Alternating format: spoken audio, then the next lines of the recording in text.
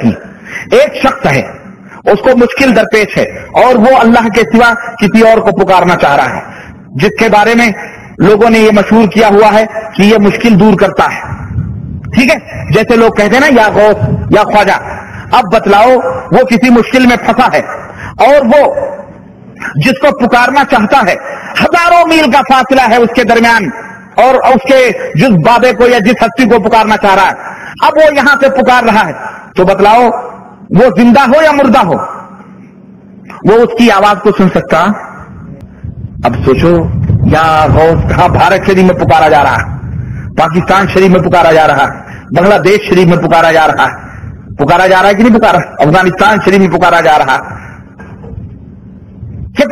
کتنا فاصلہ ہے؟ سپوز فرض کر لیں کہ وہ سن لیتا ہے اتنے فاصلے پر, تو پھر سوال یہ پیدا ہوتا ہے کہ کیا وہ دنیا کی ہر زبان جانتا ہے؟ کیوں؟ اس لیے کہ اس دنیا میں مختلف زبانوں کے بولنے والے ہیں, ہر ایک زبان میں پکارنے والا پکارے گا, تو کیا وہ جس کو وہ پکارنا چاہ رہا ہے وہ ہر زبان سمجھتا اور جانتا ہے؟ ان سینکڑوں یا ہزاروں لوگوں کی فریادوں کو, ان کے پکارنے کو بیک وقت سن لے گا یا اس کے لیے لائن لگوانے کی ضرورت پڑے گی؟ سوال یہ پیدا ہوتا ہے, کیا اس ہستی کو جو زندہ ہے یا مردہ, اس ہستی کو کبھی نیند بھی آتی ہے یا نہیں آتی, یا وہ ہمیشہ جاگتا رہتا ہے؟ السلام علیکم ورحمۃ اللہ وبرکاتہ. سامعین اور ناظرین, اس قسم کے سوالات عموماً ہوتے رہتے ہیں اور ہوئے ہیں. یہ دیکھیے خود اس کی ویڈیو میں لگ رہا ہے کہ 2011 کا ہے. میں نے کئی مرتبہ تفصیلاً آرٹیکل, تحریر میں جو بھی جس طرح سے بھی ان لوگوں نے کیا جواب دیے ہیں, یا علی کا ایک عنوان ماریے آ جائے گا, یا علی المدد یا غوث المدد. مگر آج اس میں جو 11 یا 9 سوال جو مطلب انڈیکس کر کے جو اس نے سوال کیا ہے, میں اس میں 2 بات بڑی توجہ طلب ہے. سب سے پہلی بات یہ ہے کہ کیا جس کو وہ پکار رہے ہیں وہ ہر لینگویج کو جان رہے ہیں, کیونکہ پکارنے والا تو مراٹھی بھی ہے, انگریزن بھی ہے, فارسین بھی ہے, یہ ہے وہ ہے, پورا اس طرح سے لینگویج تو بہت زیادہ ہے دنیا میں, لہٰذا کیا وہ ہر لینگویج کو جانتا ہے؟ پہلی بات. دوسری بات یہ ہے کہ کیا وہ سوتا بھی ہے یا نہیں بھی سوتا ہے, اور سوتا ہے تو پھر پکارنے والا ویٹ کرنے گا. یہ 2 بات بڑی توجہ طلب ہے. پکار کی تو ایک دم قرآن پاک میں سورہ نور کی آیت نمبر 63 میں لا تجعلوا دعاء الرسول بینکم کدعاء بعضکم بعضا, اے لوگو رسول کو اس طرح مت پکارو جیسے آپس میں ایک دوسرے کو پکارتے ہو. تو یہاں پر دعا یعنی پکارنے ہی کے سلسلے میں, لیکن کیسے پکارنا اس کی اجازت ہے, اور کیسے نہیں پکارنا اس کے بارے میں بتایا گیا کہ ایسے نہیں پکارنا. تفسیر میں ہے کہ یا رسول اللہ, یا حبیب اللہ وغیرہ. تو پکارنے کی تو کئی, اور اسی طرح سورہ بقرہ کی آیت نمبر 104 میں لا تقولوا راعنا, رائنا کہہ کے نہ پکارو, بلکہ یا رسول اللہ انظرنا, انظرنا کہہ کے پکارو, سرکار ہماری طرف نظر کرم فرمائیے. ایک بات چلتے چلتے کہہ دوں, یہ بولیں گے کہ ہاں یہ ظاہری زندگی تک ہے, معاذ اللہ رب العالمین. دیکھیے شرک جو ہے نا زندگی کی محتاج نہیں ہے. شرک جب قبلیت ہو یا بعدیت ہو, شرک شرک ہے. جیسے پتھر کو گھر میں پوجیے, اب مرنے کے بعد آپ کے بیٹے پوجے تب بھی شرک ہے, اس کے بیٹے پوجے تب بھی شرک ہے, نسل در نسل پوجے تب بھی شرک ہے. نہیں باپ مر گیا وہ پوجتا تھا, اب مرنے کے بعد اگر ہم پوجیں گے تو شرک نہیں ہے, ایسا نہیں ہے.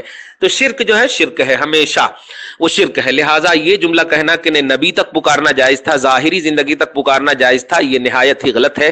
قرآن پاک قیامت تک کے لیے ہے. اگر ایسی بات ہوتی تو یہ آیت اٹھا لی جاتی, جیسے آیت اٹھانے کا سلسلہ اللہ پاک نے کیا ہے. بہت ساری آیتیں جیسے کہ الشیخ والشیخوخۃ اذا زنیا, یہ آیت کریمہ اللہ نے اٹھا لیا ہے, اور الزانیۃ والزانی فاجلدوا کل واحد منہما, اس کے بدلے میں یہ آیت کیا ہے.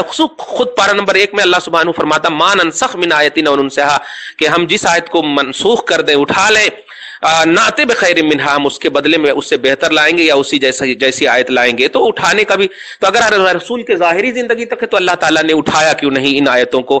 لہٰذا نہ اٹھانا اس بات کی دلیل ہے کہ قیامت تک پکارنا جائز ہے اور ثابت ہے. ایک بات ان دونوں کا جواب یہ کہ پورے ویڈیو کا آپ جواب سنیے کہ جس کو وہ پکار رہے ہیں, اس میں ایک جملہ کا نبی ہو, ولی ہو, پیر ہو, اس لیے میں سب سے پہلے نبی ہی کو ثابت کر دوں. ایک کو ثابت ہو جائے تو عقل مند الحمدللہ سمجھ جائیں گے کہ جب اللہ کے علاوہ ایک محبوب بندے جو نبیوں میں سب سے اعلیٰ, محبوبوں میں سب سے اعلیٰ ہیں, ان کے لیے ثابت, تو انشاءاللہ ان کے کرم سے جتنے بھی ان کے محبوب ہیں, من کنت مولاہ فعلی مولاہ, میں جس کا مولا ہوں علی بھی اس کے مولے. تو نبی کے لیے ثابت تو علی کے لیے ثابت, اور علی کے لیے ثابت تو غوث کے لیے ثابت, سب کے لیے ثابت انشاءاللہ عز و جل.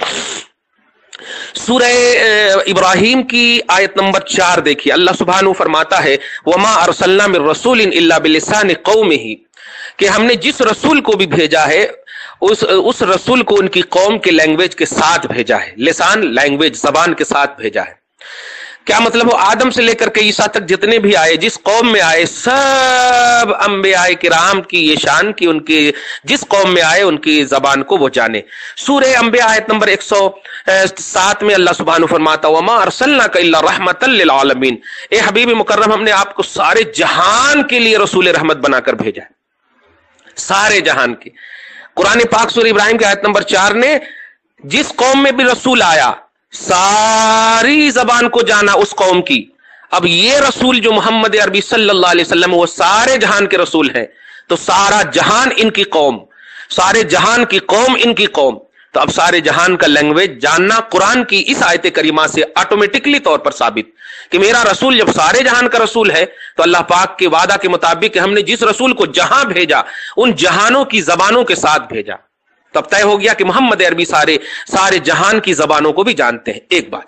اور دوسری بات بخاری مسلم سے کہ اکثر کتابوں میں دیکھیں گے رسول اللہ صلی اللہ علیہ وسلم فرماتے تنام عینایا ولا ینام قلبی، میری آنکھیں تو سوتی ہے میرے دل بیدار رہتے ہیں۔ اور یاد رکھیے کہ سننے اور سمجھنے کا جو تعلق ہے وہ دل ہی سے، اسی لیے تو منافقین کے دل پر اللہ تعالیٰ نے ختم اللہ علی قلوبہم، اللہ نے ان کے دلوں پر مہر لگا دی، تو دل بیدار رہتا ہے مصطفیٰ کا۔ کیا مطلب؟ جو کوئی بھی دل سے پکارتا ہے دل مصطفیٰ اسے محسوس کرتا ہے۔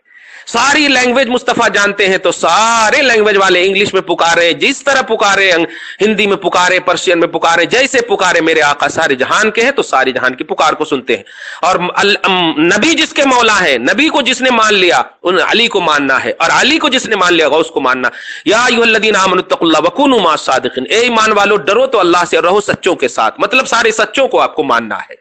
ثابت ہو گیا کہ جس کو پکارا جا رہا ہے ہمیں ملے یا نہ ملے، ایک بات اور واضح کر دوں، پکارنے والے کو ملے یا نہ ملے، بات یہ نہیں ہے کہ مل رہا ہے یا نہیں، بات یہ ہے کہ پکارنا جائز ہے یا نہیں۔